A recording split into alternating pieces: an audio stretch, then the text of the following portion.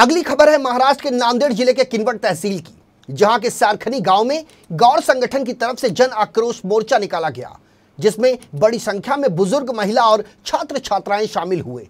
आपको बता दें कि बंजारा समुदाय की तरफ से यह रास्ता रोको और जन आक्रोश आंदोलन किया गया था। दरअसल उनका आरोप है कि नौकर भर्ती, शिक्षा, वैद्यकीय और अभियांत्रिकी क्षेत्र में दूसरे समुदाय के लोग घुसखोरी कर रहे हैं, जिसके चलते उनके समुदाय के ऊपर अन्याय हो रहा है और उनके लोग बेरोजगार होते चले जा रहे हैं, जिसकी वजह से उन्हें बेहद परेशानी का सामना करना पड़ रहा है। उन्होंने भ्रष्टाचार के खिलाफ एटीएस से जांच कराने की मांग को लेकर रास्ता रोको आंदोलन किया। इस दौरान किनवट, माहूर और आदिलाबाद की सभी सड़कों को पूरी तरह से बंद करा दिया गया था। हालांकि किसी भी अप्रिय घटना से निपटने के लिए मौके पर भारी पुलिस फोर्स की तैनाती की गई थी। अब बंजारा समुदाय के लोगों ने सरकार को चेतावनी दी है कि यदि जल्द ही उनकी मांगों को पूरा नहीं किया गया तो आने वाले समय में वे और भी तीव्र आंदोलन करेंगे।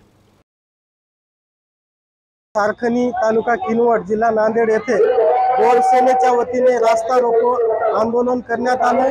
यामध्ये प्रमुख मागणी जी आहेत, जे की राजपूत भामटा समाज, राजपूत समाज जो आहे भामटा नावाचं प्रमाणपत्र घेऊन, बोगस प्रमाणपत्र घेऊन तो जवळपास आमचे हजारोच्या संख्येने नोकऱ्या बळकावलेल्या आहेत। सोबतच त्यांची चौकशी करण्यात यावी, तपास करण्यात यावा म्हणून SIT ची स्थापना करण्यात यावी, यासाठी आजची मागणी आहे।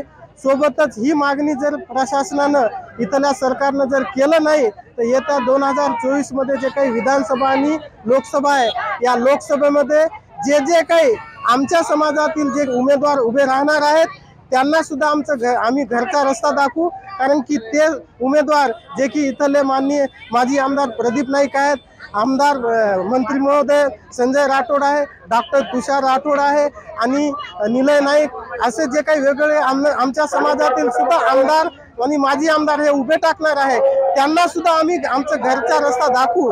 कारण की ते सुद्धा त्यांच्या पक्षांना असे सांगत नाही की आमच्या समाजावर जे काही अन्याय होत आहे, जे काही अत्याचार होत आहे त्याला वाचा फोडत नाही आणि जे काही आमची समस्या आहे त्या समस्या सोडवत नाही आणि सोडवायला लावत नाही। त्यामुळे आम्ही यांना 2024 मध्ये त्यांचा घरचा रस्ता दाखवू आणि उभे टाकणाऱ्याला आम्ही मतदानापासून वंचित। मध्ये जी काय अवैध घुसखोरी आहे ती अवैध घुसखोरी थांबवली पाहिजे म्हणून गौड़ सेना मुक्त जातीच्या वतीने संपूर्ण महाराष्ट्रभर त्या ठिकाणी आंदोलन करतोय।